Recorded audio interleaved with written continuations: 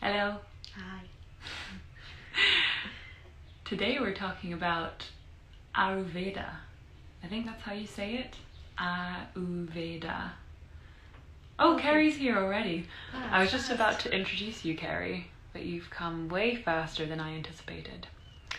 So today I'm going to invite Kerry on, and she's going to tell us a little bit about what she does, and we're going to ask her some questions. A little bit about her course as well. It's very exciting. And it's been a few years since I've seen Kerry, actually. I'm looking forward to... Hello! Hello. Hang on, let me push my camera back a bit. Us too, adjusting. You look great, Kerry. Nice to see you. I must admit, I've spent quite a bit of time fiddling with lighting and technology. It's just, I haven't done this for so long. It's fun, isn't it? We were saying the same. I was like, I'm not sure about this background. Maybe we'll put some plants there. Or maybe we'll just leave it. I know. And if you don't have time, you just do it. And if you have time, you fiddle endlessly. Yeah, Yeah. exactly. Do you want to go and get it? I'll go get it. Evelina's got a... Is my sound okay? You can hear me okay? Yeah, we can hear you. Can you hear us? Yeah, yeah. All good. We arranged a babysitter so that we would be uninterrupted. And, Fantastic. and while we said that, the postman just came and knocked on our door and just came in. So what's wrong?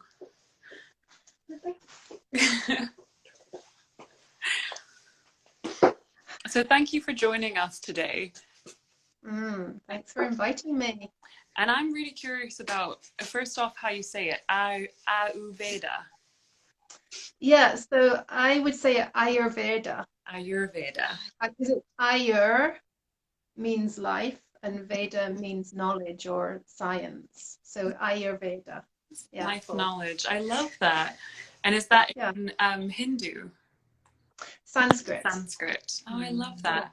So will you tell us a little bit, bring us to the beginning of the journey, how you found the life science, the Ayurveda, and how you came... If you say it quickly, it's easy. Just Ayurveda. Say it quick. Ayurveda. That's it. That's it. Yeah, so actually, I first found it about 20 years ago when I first shifted into my holistic health path. And that was through polarity therapy, which is based on Ayurveda.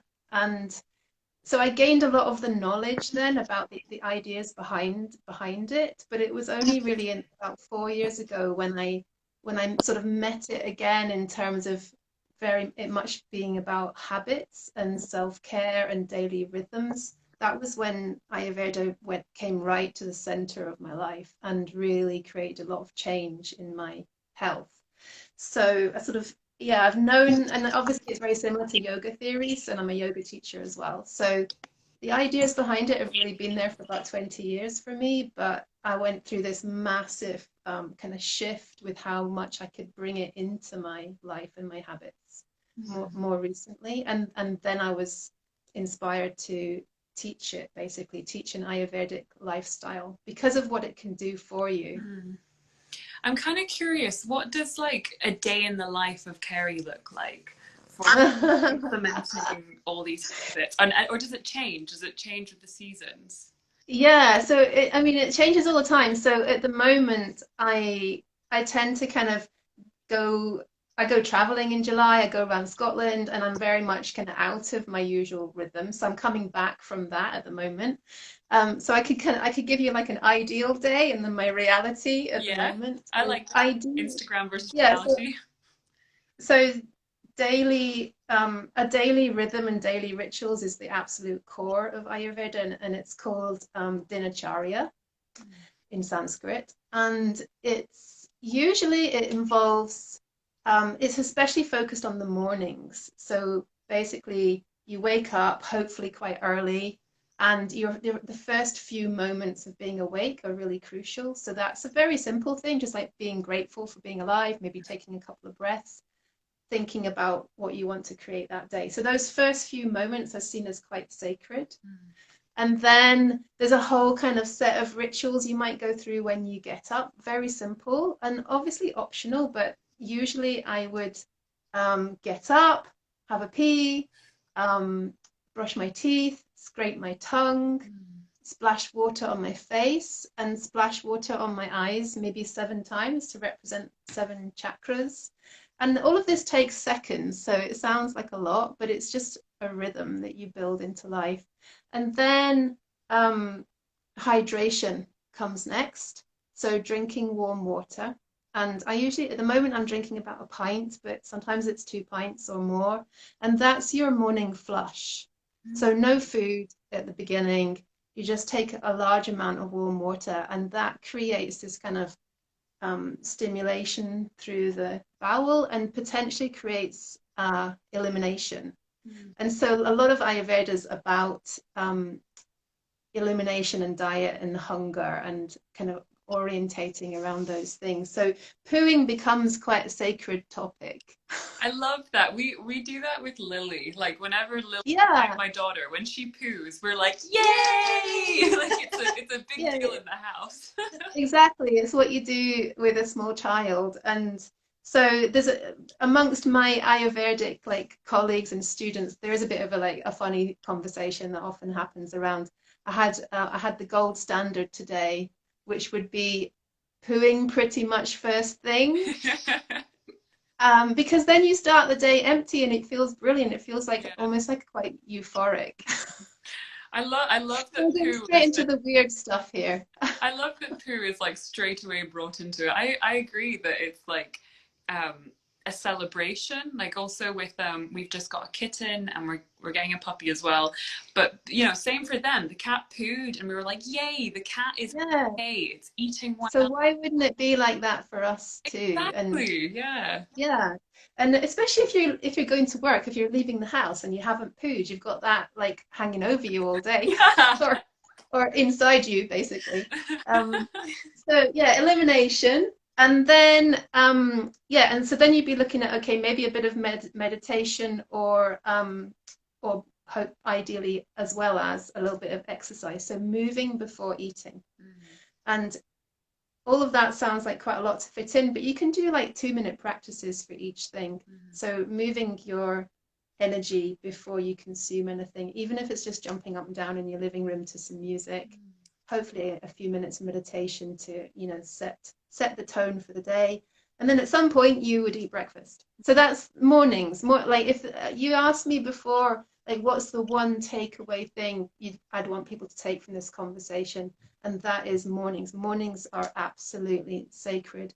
Anything you can do in your morning to create space and get off devices. So I didn't mention devices in there. So obviously you're delaying switching your phone on for as long as possible.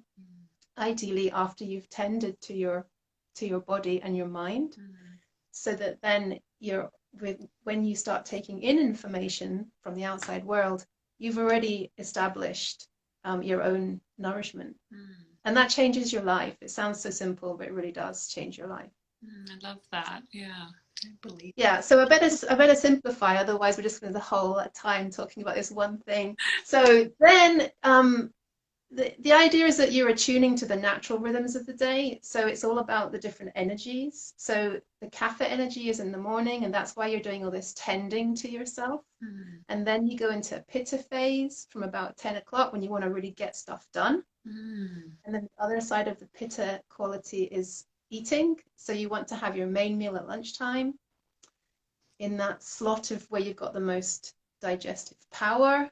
And then Vata phase in the afternoon, so that would be communication, nothing too onerous. If you were at work, you might save your emails for the afternoon. And then you're back in Kapha again for your evening, which is about winding down, eating early so that you're not eating in the time when you should be winding down. And then going to sleep, and you're early, and then you're back in Pitta again from about 10 p.m., which means that when you're asleep, your body is back in that digestion phase. So your digestive system is cleansing itself. So it's like a daily fast, overnight fast, because you've had an early dinner. And then The Vata phase kicks in the early hours, which is why we often are disturbed in our sleep in the early hours. And that's when we dream and when it's a more sacred time.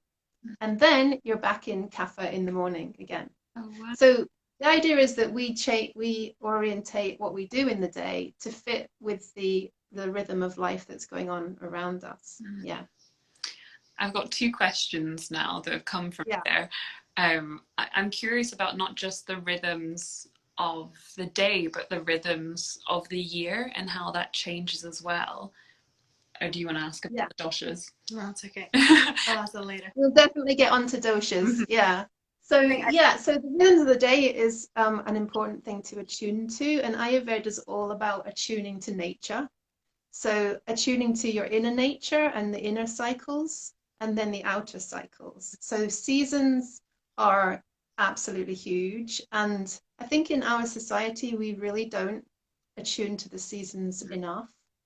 So it's basically an energy model with Vata, Pitta, and Kapha. These are different qualities. So Vata is the quality that's mobile and cool, so that would be autumn. Kapha is more still and moist and cool, so that would be late winter and spring. And then Pitta is heat and light and energy, transformative energy, so that would be summer. So Ayurveda really stresses different behaviors in different seasons, eating different foods in different seasons, having different expectations, having rituals. So a seasonal cleanse, a food cleanse potentially, however small and simple, twice a year to help you transition between seasons. And I have rituals around rest. So like midwinter and midsummer are times when I stop completely, and that's so precious. And once you get some of these rhythms into your life, you're so hooked on them because your body and your mind starts to expect them. I was gonna ask, sorry, I feel like I'm jumping in every time you want to ask. We always fight for the questions. Really fight. That's true. Do you think that it's difficult for someone to implement these habits in the typical working life in Western society, like, you know, up at this time, going to work at this time, coming home, and it's like that all day, every day for the whole year? Yeah, that's a good question, and I think it's you could perceive it as difficult, and it's a hurdle that's often more just in the mind, because actually it doesn't matter how much you do these things to the extreme. It matters that you just do them a little bit. So if anything, I think people who say they work a 9 to 5, they don't have control of their rhythm. It's being imposed externally. I think from experience with working with people, the people who have a life like that actually benefit the most, because they have to try and find ways to minimize the impact of that on their balance. So even shift workers can really benefit. You know, I've got someone on my course who's a nurse, you know, working nights. And so you've got, in a way, more incentive to apply this knowledge to help you, rather than just let the externally imposed rhythm push you into imbalance. So I think it's just a bit of a hurdle to overcome, but it's still really, really, really helpful. Yeah. You know, it's easy for me to have lunch as a main meal because I work, you know, I'm self-employed, but actually I guide a lot of people who go out to work to have lunch as a main meal, and it's just about being committed and taking the leftovers from the evening meal that you made the night before, and making sure it's decent food. It's got protein, it's got fat, it's got substance. You don't end up reaching the end of the day hungry, because that creates so much problem for our evening. Yeah. So it's a good question. So when people that do work nights, do the morning routine then just shifts from the morning to sometime later in the afternoon? And at the same time, like when seasons change and mornings become later, like the light comes in later, do they affect when your day should start? Yeah, so I think there's a natural tendency to attune to what's going on outside. So getting up later in winter, yes. And my experience is, especially because we live in the north, we've got very dark mornings in winter. So actually, when we move towards midwinter and midsummer, I think we should unhook from the actual time of sunrise, and that I think creates more health than just going with it, because it's quite extreme what we have. So it gets light so ridiculously early in the middle of summer. You don't really want to be getting up at 3:30. No. So I recommend unhooking at the extremes of the year and allowing a shift according to season.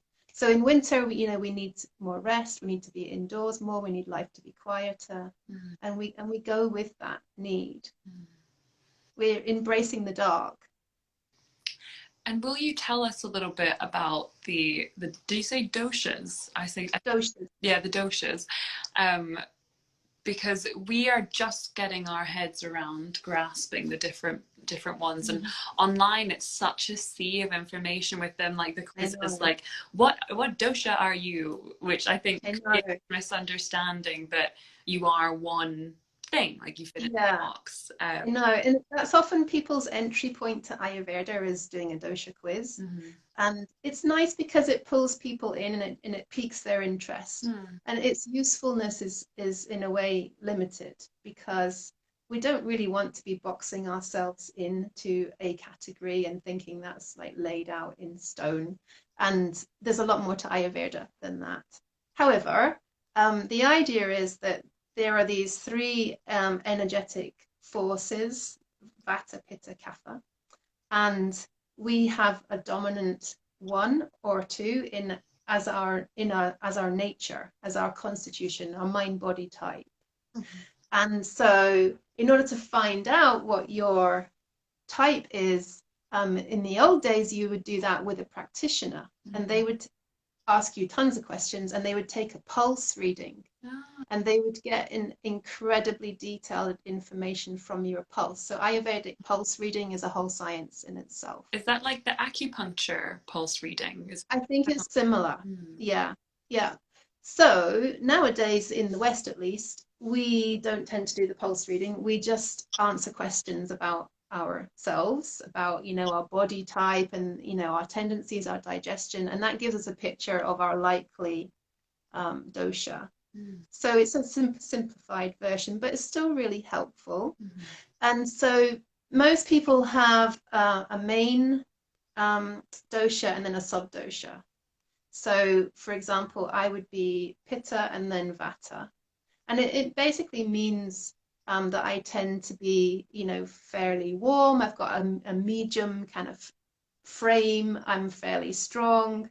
And I have qualities of energy and creativity and so on.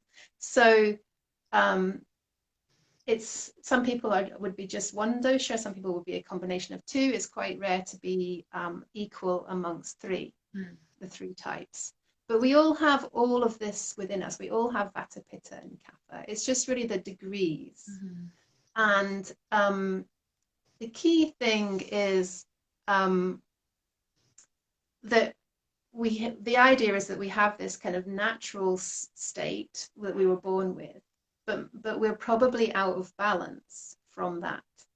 And so that's where it starts to get quite useful, because you might have an understanding of, right, okay, I'm usually quite Kapha, but at the moment my Vata energy is exacerbated, and you notice that, like you notice where you're out of balance, and then you can take steps to come back into balance. So the doshas topic is really useful, and so they're all three doshas are equal in that no one is better than the other. There's no ideal type. It just creates different tendencies in your physiology, in your mind and your body. And is this what you do on your course that you teach? are the doshas a big part of that? Yeah, the doshas are not really that big a part. I mean, we look at them so we kind of have that understanding of ourselves. And then we don't really hook to our own type that much. But what we really do focus on is where we're going out of balance and what the quality, because you can apply the qualities of the doshas to anything, to a meal. It could be a very vata meal if it's got lots of light greens in it, say. And so we apply the dosha theory to that, where, okay, you want to create balance in your meal, perhaps. So you might be thinking about, I need a bit more of the kapha quality in this meal. And so we apply the theory to situations, to life phases, to see the seasons as well. So we're using the dosha idea a lot, but not so much really always thinking about our own type. It's more about just realizing that we're always in flux, and which way have we gone and how do we need to create balance, because Ayurveda is all about creating balance and being empowered to do that. And so when you're working at that level, it's all about preventing disease, preventing the getting to the point where you have symptoms. Which is why it's so different to modern medicine, because it tends to wait till you've got symptoms and then intervention happens at that point. And intervention is usually synthetic or super targeted. Yeah, and it's targeted at the symptoms. Yeah. So in Ayurveda, the sort of symptoms you're noticing are not what we would call symptoms in well, unless there are some, but you're noticing imbalance. So like redness in the skin tells you something's going on, or itchy eyes tells you something's going on, or a scattered mind tells you that your vata's gone a bit crazy. And so you're redressing at that point, which then might prevent you from reaching the point where you've got actual symptoms. It sounds like to practice this kind of lifestyle, you need to be very in tune with your body and generally notice those little changes. Something that we are taught to brush off quite often. Yeah, we're taught not to trust ourselves. And so it's, because obviously when people talk about Ayurveda, they often talk about, what are the rules, what are the guidelines, what does this mean, what does that mean? And in a way, it's like, yes, there's a whole set of theories there and energy models and so on, but the key is your intuition. So the key is to start having the habit of checking in with yourself. But checking in with yourself with a bit of knowledge behind it, so you can interpret what you're discovering. So yeah, we tend to seek truth from externally, and so it's very much encouraging us to find out what's going on inside. So especially if you think about the example of eating and food, you probably know what you need to eat for dinner tonight, what would be good for you, what would bring you into balance, if you could just pause and ask your body, mind, digestion. But we don't normally do that. So Ayurveda is definitely about getting that habit of okay, what's going on, what do I need? Yeah. Oh, I love that. I'm noticing the time, and I really want to make some space for you to talk about the course that you offer. I'm interested in the structure and how it works, and who's it for. Yeah. So my main offering is a 12-month wellness program, which is it's a community, it's a group thing, and it's all about creating the health and the life that you want. So it's applying the Ayurvedic lifestyle to your daily life and creating those seasonal rhythms, and in small steps. So it's very much combined with habit science and support and accountability and all those things that help you to change and create changes that feel true to you and sustainable for you. And it's all about creating the energy that you want, the mental clarity that you want, hopefully soothing any symptoms you have, and very much focused on digestion. So putting digestion right at the center, because that creates your health. And we work with 10 main habits, and we go through a cycle of introducing those habits into our lives 3 times a year. And it's not really a course of learning, it's a course of applying. And that's what makes it so powerful. It's like, you know, we go through, life throws lots of stuff at us. And so can you return to the habits that you discovered really help you?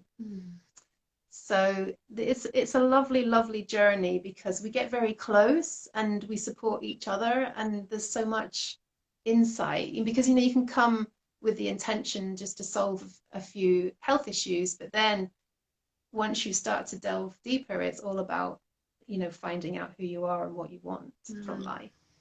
So it's lovely. It's really pretty precious. Wow. I wish there was university courses like this, or like courses in school with these subjects. I imagine it would be a totally different world, or a different healthcare system, if there was courses like this. It's basically like how to live. Yeah. You know, how to live, how to be well, how to be happy. Yeah, how to live in your body. This kind of word happiness is, you know, it's a funny word, because it, you know, we talk about it as if it's something out there that you can kind of get if you have the right mindset. And my experience with working with other people is happiness is created through your physiology, through living well and eating well, as much as through mindset and meditation. And that's such a good thing, because it frees you to find really simple solutions. So yeah, I do one-to-one coaching, and I've got some short courses, but my 12-month program is really the way to create the change that you're going to keep forever afterwards. Yeah, the real change takes time. Yeah. Does your course is mainly for women? I looked through your testimonials, the recordings. There was one man there. Yeah, so Sandy was on my course for 2 years. A lot of people come for a year and end up staying 2 or more, because it's a lovely community, and the journey just gets deeper and deeper. So I'm having a focus this year on shaping my offerings more for women. But obviously there's no reason why men can't, you know, live this life and do this work. So I've had men on my programs in the past. Yeah. And in my short courses, they would all be open to men.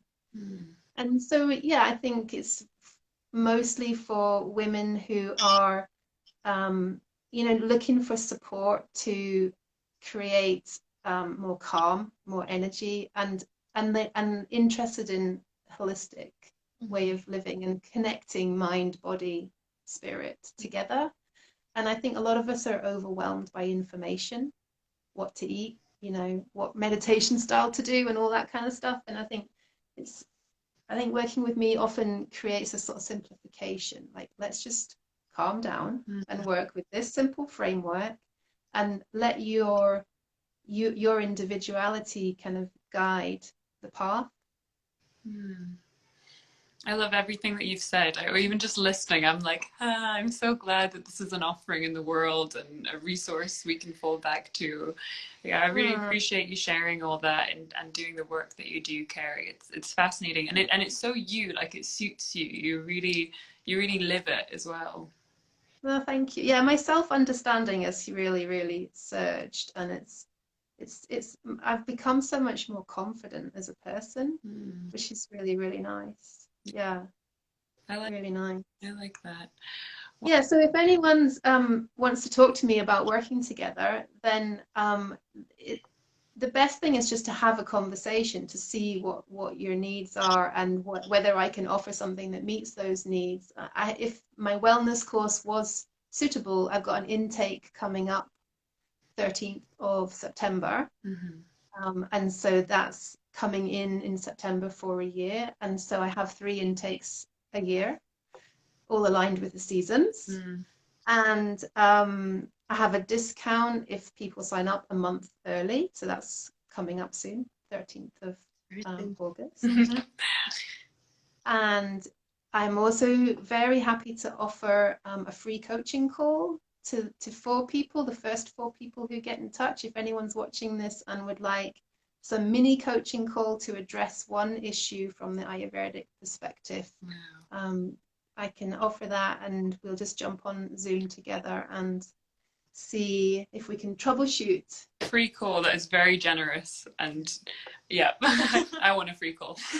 But we'll post all this information with your course as well, and make sure anyone watching will come straight in touch with you. Thank you Thank you so much for joining us today, Kerry, and we'll thank you for having me. And enjoy the rest of your day. And one last question. So what are we winding into now? What dosha are we coming into?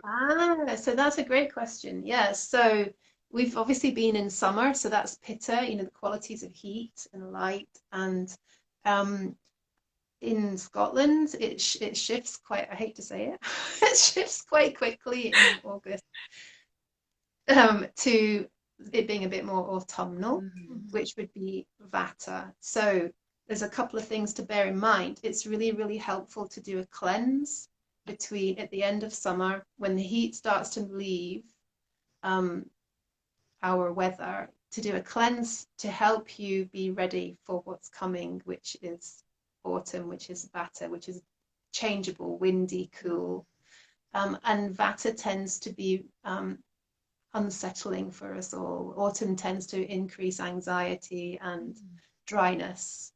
So a little bit of a cleanse, and then you'd be looking at changing your habits to eating more oils and fats, to only eating warm foods, only drinking warm drinks, and building on your self-massage practice, if you have one, to really ramp that up to help you stay in your body and grounded as the season shifts into being drier and cooler.